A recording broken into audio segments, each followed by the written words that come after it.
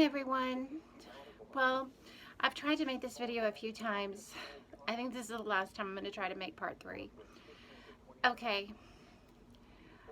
Following this is part 3 to keeping your head on a swivel, surviving a stranger abduction. Well, pretty much where I left off was, or where I'd like to start is the following day an angelic sent by God state trooper pulled over my offender and his brown Datsun 280ZX with the heavy front end damage and the altered license plate. And there had already been an APB out for this individual.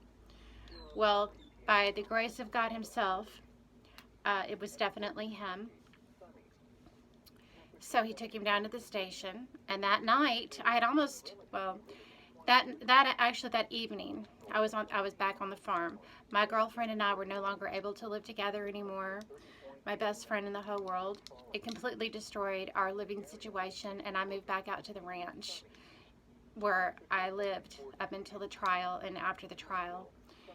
So I went down to the station, and I made a positive ID, and I'll never forget the joy that the detectives, how joyful they all were. They were so excited that they had the right guy. And it made me feel good that they cared that much about getting evil and scum off the street. I couldn't believe it. I was like, wow, these people are really genuinely into their job. They love what they're doing. You know, this is for real. They were so excited to capture him. So, you know, I kind of felt like, okay, I know they told me it was going to be a few months before he came to trial. So during that time, I was starting to exhibit signs of PTSD. I thought I saw my offender in various places, and I would stop and call the police department and say, wow, you know, I'm pretty sure I just saw him driving down the street. Are y'all sure he's still in custody? And they would say, yes, ma'am, he's still in custody. You don't need to worry about that. And it happened several times, and they would say, you know, please no, you know, this is common, but no, he's still in custody. Well, during that time, it was a very shock to the system, but my family really unified during that period of time. There was a lot of instability in my family life, and we lived out on a big farm, and I loved it out there. It's always going to be my refuge inside here on this planet. Although Jesus is my true refuge and God is my refuge, that ranch will always be this one place that I write my books about, and that's where I go in my mind a lot, and I find myself so homesick for it. You know, it's not there anymore. We don't have it anymore, and my family have died off, and that's been difficult to deal with. But I moved back in with my dad and my stepmom at the time, and during the time of the trial, well, I'm sorry, let me back up a little bit. Right before the trial, I went to my teachers at the university and I said, I'm going to need a week off. There's an upcoming trial, and actually one of them was, I believe, an economics teacher, and the other one, I'm not going to tell you what he taught, but he argued with me about it. And he said he did not think that qualified, met the requirements for taking a week off of class, and that he did not. When I explained to him specifically what had happened and why I had to go, I said, you know, I'm the witness, I have to go. He said, well, that just doesn't qualify. I disagree with the definition of sexual assault. And so I was just shocked.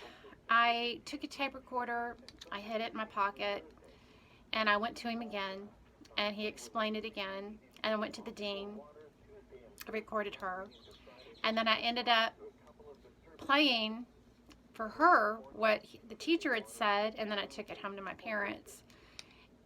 Well, I'm just going to gloss over that. I took the time off. Everybody said, blow him off. You have to do this, and I did. I went to the trial. And the craziest thing was, I'm going to get back to that, and the craziest thing about it was during the trial, on the very first day, both my offender and I had to take an oath on the Bible, in the Holy Bible, swearing to tell the truth and nothing but the truth. And it was like we were getting married because he was right next to me and we both had our hand on the Bible. And I was very close to him. I mean, I remember looking up at him and I could smell him and I could feel the jacket like he was wearing, a gray jacket. I guess the state provided it for him to try to clean him up, make him look nice. Well, and all throughout the trial, my prosecuting attorney kept calling me by my first name, referring to me and addressing me on the stand, and using my offender's last name. Like somehow it was my first name and my offender's last name. It's really weird. It's a real Twilight Zone. Like, I'm not married to this individual. But anyway, it was just one of the idiosyncrasies that was happening during that week, and life is full of stuff like that. So, and of course, they did all the textbook stuff to try to make blame the victim, and that just went on and on and on and on, and it was upsetting, but that's just the name of the game when you're going through a trial of that nature. Well, after he was sentenced, it was devastating in a way that I didn't know someone could get that many years. But there's a lot I've also omitted from what happened, and I'm going to keep it out because it's just not going to serve me or you well. All I can tell you is that there's really no end to depravity of what a person can do to you. And that's another reason that I want ladies out there, men too, you cannot count on anybody to do the right thing. And especially if they've got you at their mercy. So, he definitely did not do the right thing. But anyway, that's here nor there. After the trial, the very close-knit family unit that managed to come together for the trial for me, my dad and my stepmom and my favorite aunt, and I'm trying not to say and that's why I keep making this video over and over and over again, because I found myself saying and I want to break out of that. So during that week-long, even a few months before the trial, but especially during the week of the trial, the closeness that I had with my family was probably one of the best times of my life. Even though it was during that trial, I never wanted it to end. I never wanted that unification of my family out there on the farm where I loved. My heart is still there. I'm still on the farm.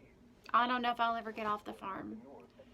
But my family came together and supported me in a way that I just did not think was, I knew it wouldn't last, and I treasured it while I had it. But when the trial was over, and the following Monday, everything started to go downhill. And the family that bonded and came together for me completely fell apart on a catastrophic level. Catastrophic. My dad lost everything. The lady he was married to that basically raised me, she left him. The divorce was so messy. It was a disaster. And I later on was the one that really had to help pick up the pieces for my dad. And that was a very difficult time. My dad just passed away recently. And that was a very difficult time to have to go through, that whole family unit falling apart. And the reason I'm expressing that to you is that is just part of what a nuance that is involved in the aftermath of violent crime is. You so need that support. You need it. You need that love. You need that unification. You need people to stand behind you for whatever amount of time. Ideally, the rest of your life, but it may or may not always happen, and you may not get any support in the first place from anybody. I was blamed for it in the very beginning. You know, I did get